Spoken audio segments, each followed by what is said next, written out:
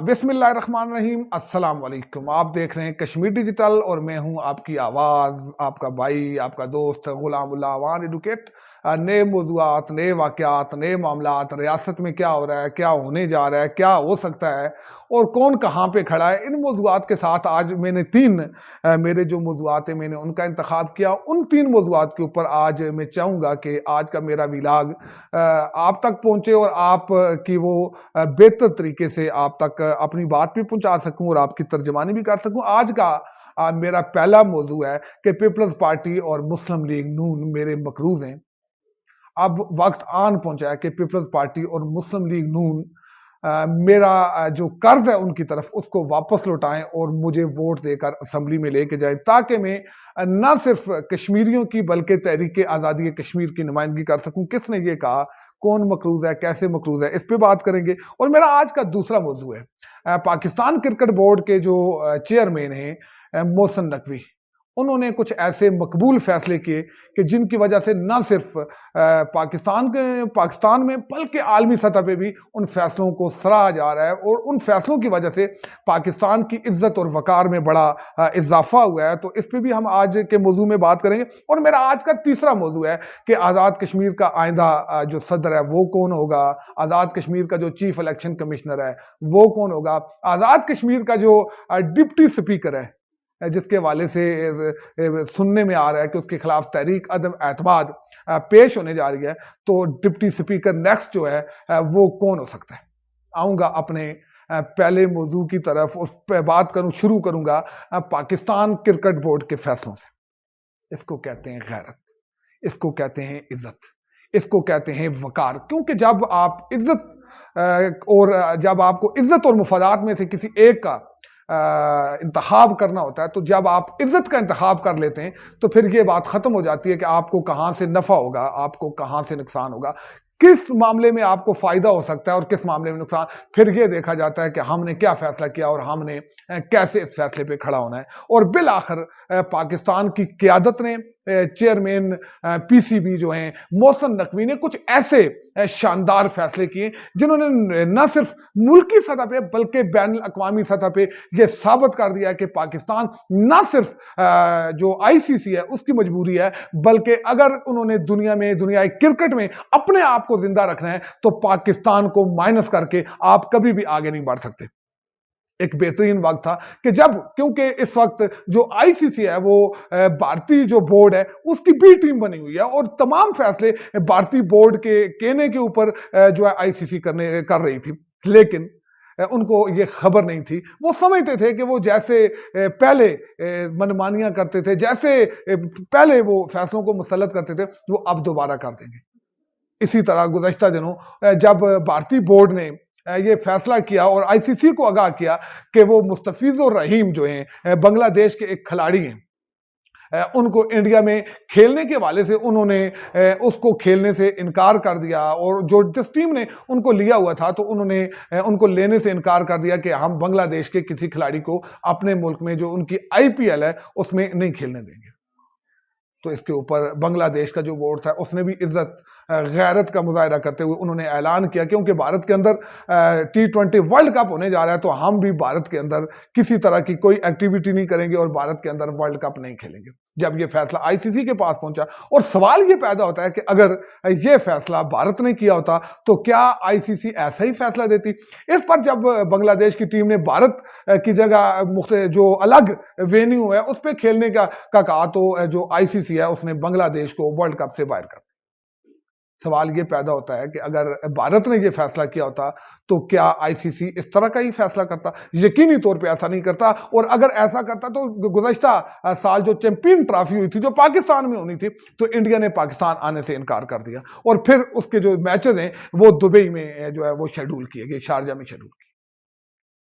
लेकिन अब की बार पाकिस्तान के पास भी एक मौका मौजूद था, एक वक्त मौजूद था कि वो दुनिया के ऊपर ये साबित करें कि जो बांग्लादेश के लोग हैं वो पाकिस्तान से मोहब्बत करते हैं और पाकिस्तान के लोग अपने बांग्लादेश के भाइयों को कभी भी तनहा नहीं छोड़ेंगे। तो पाकिस्तान ने आईसीसी में इस मौक़िफ़ को उठाया और वहाँ पे उन्होंने ऐलान किया कि हम भी अगर बांग्लादेश को वर्ल्ड कप से बाहर किया जाता है तो पाकिस्तान भी इसमें फैसला करेगा। फिर वो वक्त आया कि जब वज़ीर आज़म पाकिस्तान ने और चेयरमैन पीसीबी ने ये ऐलान किया कि पाकिस्तान इस जो वर्ल्ड कप भारत में हो रहा है तो इसमें भारत के साथ जो पाकिस्तान का मैच है तो वो नहीं खेलेगा। फिर क्या था, फिर दौड़ें लग गई, फिर शोर शराबा, रवास पटास, उनका जूटा जैली। मीडिया जो कल तक कह रहा था कि पाकिस्तान के ऊपर सैंक्शंस लग जाएंगी, पाकिस्तान को वर्ल्ड कप से बाहर कर दिया जाएगा, तो वो मिन्नतें तरले करने पे आ गया और आखिर इतना मजबूर किया कि आईसीसी को चल के पाकिस्तान आना पड़ा और पाकिस्तान बोर्ड को मनाने की कोशिश करनी पड़ी। तो मैं समझता हूं कि ये फैसला नहीं था, ये पाकिस्तान की इज्जत की बात थी, ये पाकिस्तान के वकार की बात थी, जिसको जो इस वक्त हमारे चेयरमैन पीसीबी हैं उन्होंने बड़े अच्छे अंदाज से न सिर्फ हैंडल किया, बल्कि आज भारत की जो क्रिकेट के ऊपर जो बदमाशी थी उसको हमेशा हमेशा के लिए खाक में मिला दिया। तो मैं समझता हूं कि इसी तरह के मकबूल फैसले हमेशा पाकिस्तान की इज्जत और वकार को में इजाफा करेंगे और पाकिस्तान को हमेशा ऐसे स्टेप लेने चाहिए। और यही वजह है कि गुज़श्ता जब मार्का बयानुल मरसूस पाकिस्तान और हिंदुस्तान के दरमियान हुआ तो वहाँ पे जो चीफ ऑफ आर्मी स्टाफ और अब field marshal general Asim Munir, उन्होंने कुछ ऐसे मकबूल फैसले किए कि जो अगली आइंदा आने वाली कई दहाइयों तक हमेशा याद रखे जाएंगे। और उसी तरह का एक फैसला चेयरमैन पीसीबी मोहसिन नकवी ने भी किया जो आइंदा याद रखा जाएगा। और मैं समझता हूं कि इन फैसलों ने और इन मामलात ने पाकिस्तान की इज्जत में बड़ा इजाफा किया है। तो मेरा आज मैं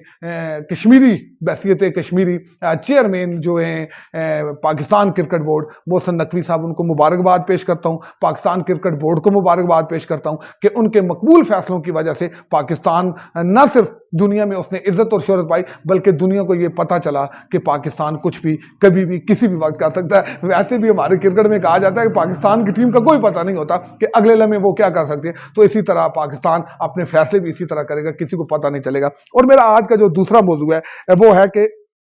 जमात इस्लामी के जो इस वक्त अमीर है आज़ाद कश्मीर के और गिलगित बल्तिस्तान के राजा मुश्ताक खान, क्योंकि उनका आज़ाद कश्मीर की सियासत में बड़ा किरदार है और वो क्योंकि ज़िला झेलम वैली से उनका ताल्लुक है और हल्का चकार से वो इससे कबल भी मुतअद्दिद दफ़ा इलेक्शन में हिस्सा भी ले चुके हैं और मुतअद्दिद दफ़ा वो राजा मोहम्मद फ़ारूक हैदर खान साहब के हक में भी दस्तबरदार हुए, मुतअद्दिद दफ़ा वो साहबजादा इसहाक ज़फ़र साहब के हक में भी दस्तबरदार हुए। लेकिन इस दफ़ा क्योंकि वो अमीर जमात इस्लामी है तो उन्होंने ऐलान किया है कि मैं मुजफ्फराबाद जो ज़िला मुजफ्फराबाद सिटी है उससे और चकार से बैक वक्त इलेक्शन में हिस्सा लूँगा, लेकिन मेरा कर्ज है मुस्लिम लीग नून की क़यादत के ऊपर, मेरा कर्ज है पाकिस्तान पीपल्स पार्टी की क़यादत के ऊपर, क्योंकि मैंने उनको हमेशा सपोर्ट किया और मैंने अपने वोट गिन गिन के उनको दिए हुए हैं। तो अब वक्त आ गया कि वो मेरा कर्ज लौटाएं और मैंने जो उनको गिन गिन के वोट दिए हुए हैं वो वापस करें और मुझे असेंबली में लेके जाएं, क्योंकि इस वक्त तहरीक आज़ादी कश्मीर को मेरी ज़रूरत है, जमात इस्लामी की ज़रूरत है। और जमात इस्लामी का एक पार्लिमानी जमात बनने के लिए राजा मुश्ताक खान का असेंबली में पहुंचना ज़रूरी है। ये उन्होंने अपने ख्याल का इजहार किया है, मुख्तलिफ जगहों पर इस मामले को डिस्कस किया जा रहा है। लेकिन इस वक्त जो अगर हम हल्का चकार की बात करें तो राजा मुश्ताक साहब पूरी मेहनत कर रहे हैं, बड़ी जद्दोजहद कर रहे हैं और वो यकीनी तौर पे इस इलेक्शन को अपना आखिरी और फैसला कुन इलेक्शन के तौर पे देख रहे हैं। लेकिन आगे चल के देखेंगे कि इसके हालात और वाक़यात और मामलात कहाँ जाते हैं। लेकिन इस वक्त तक जमात इस्लामी एक बेहतरीन पोजीशन में हल्के के अंदर मौजूद है। तो आज का मेरा आखिरी और मुख्तसर सा मौजू, क्योंकि इस मौजू के ऊपर बहुत सारे लोग बात भी करते हैं लेकिन फैक्ट एंड फिगर के बगैर लोग बात करते हैं, तो मेरा ख्याल है कि पाकिस्तान पीपल्स पार्टी ने ये फैसला कर लिया है कि वो आज़ाद कश्मीर के अंदर जो सदर रियासत का जो ओहदा खाली है उसके ऊपर अपने बंदे को लेके आएंगे। लेकिन दूसरी तरफ पाकिस्तान पीपल्स पार्टी के साथ एक धड़ा हुकूमत साजी के अमल में उनके साथ शामिल हुआ था बैरिस्टर सुल्तान महमूद चौधरी साहब का। गुज़श्ता दिनों उन्होंने एक मीटिंग भी किया जिसमें 11 से ज़ायद एमएलए मौजूद थे और शामिल थे। तो उन्होंने भी मीटिंग में यह फैसला किया है कि आज़ाद कश्मीर के अंदर जो सदर रियासत का जो ओहदा है वो उनका हक बनता है, क्योंकि बैरिस्टर सुल्तान महमूद चौधरी साहब इस मनसब के ऊपर फायज थे। अब उन्हीं ही के ग्रुप में से किसी बंदे को सदर मनसब के ओहदे पे फायज किया जाए, क्योंकि वो पाकिस्तान पीपल्स पार्टी में शामिल अभी तक नहीं हुए, हुकूमत साजी में शामिल है और यकीन एतमाद और बहुत सारी चीज़ों के साथ वो इस हुकूमत में शामिल है और उनका ये ख्याल है कि वो आमदा इलेक्शन में शायद पाकिस्तान पीपल्स पार्टी का हिस्सा हों। लेकिन इन 11 एमएलए ने इकट्ठा होकर ये एक मैसेज दिया है कि आप बैरिस्टर सुल्तान महमूद चौधरी ग्रुप को सियासत से आउट करके किसी भी ओहदे को ना तो पीपल्स पार्टी हासिल कर सकती है और ना ही मुस्लिम लीग नून, और वही सदर का इंतखाब हो सकता है और सदर को वही मुंतखब करवा सकते हैं जिनका साथ बैरिस्टर सुल्तान महमूद चौधरी का ग्रुप देगा। लेकिन मैंने एक कबल अजीम विला किया था कि आज़ाद कश्मीर में जहाँ पे डिप्टी स्पीकर और जहाँ पे कहा जाता है कि जो 12 नशिस्तें हैं, जो रियासत से बाहर की नशिस्तें, तो उनका एक आदमी इस वक्त तक हुकूमत का हिस्सा था जिसको जो डिप्टी स्पीकर के ओहदे के ऊपर फायदा था। तो पाकिस्तान पीपल्स पार्टी ने अब ये फैसला किया, क्योंकि उसको बचाने में भी पीपल्स पार्टी के लोग मौजूद थे, लेकिन अब पीपल्स पार्टी ने ये फैसला किया है कि वो जो डिप्टी स्पीकर है तो उसके खिलाफ जो है वो तहरीक अदम एतमाद ला के अपने किसी बंदे को नामजद करवाएंगे। वो बंदा कौन होगा या बंदी होगी, ये अभी सोचना बाकी है। अलबत्ता यह है कि इस वक्त जो तकदीस गिलानी साहिबा हैं, जो साबका अनवार हुकूमत में वजीर भी रह चुकी हैं, तो उनके हवाले से ये डिस्कस किया जा रहा है कि शायद मोहतरमा तकदीस गिलानी साहिबा को जो है वो डिप्टी स्पीकर का ओहदा दिया जाए। मैं समझता हूँ कि वो डिज़र्व भी करती हैं, क्योंकि वो एक पढ़ी लिखी खातून है, वो लेक्चरर भी रह चुकी हैं, वो मुख्तलिफ डेलीगेशन के साथ बैरून मुल्क भी जा चुकी हैं, वो आज़ाद कश्मीर के अंदर एक मुतर्रक खातून भी हैं, हल्का नंबर जो लचराट है उससे इलेक्शन की मुतवक्का उम्मीदवार भी हो सकती हैं। तो ऐसी सूरत हाल में लेकिन सवाल फिर वही है कि चेयरमैन जो इलेक्शन कमिश्नर है, चीफ इलेक्शन कमिश्नर, तो उसका अभी तक जो है वो तकर्रर अमल में नहीं लाया जा सका। तो अगर जब तक चीफ इलेक्शन कमिश्नर का तकर्रर नहीं होता तो ये सदारती इलेक्शन होंगे कैसे। लेकिन इस हवाले से कुछ लोगों का ये ख्याल है कि मुस्तफ़ा मुगल साहब जो हैं उनको चीफ इलेक्शन कमिश्नर के लिए फाइनल कर लिया गया है। लेकिन मैं इस बात से इतफाक नहीं करता। चीफ इलेक्शन कमिश्नर अलबत्ता यह है कि बहुत जल्द चीफ इलेक्शन कमिश्नर का तकर्रर अमल में लाया जाएगा, और अगर चीफ इलेक्शन कमिश्नर की तैनाती हो जाती है तो फौरी तौर पर आज़ाद कश्मीर में सदर का इलेक्शन भी हो जाएगा। तो आपको आज का जो मेरा विलाग है ये कैसा लगा, क्योंकि ये मुख्तसर मैंने कोशिश की है कुछ चीज़ें आपके सामने रखूं। अगले विलाग में मेरी कोशिश होगी कि एक बेहतरीन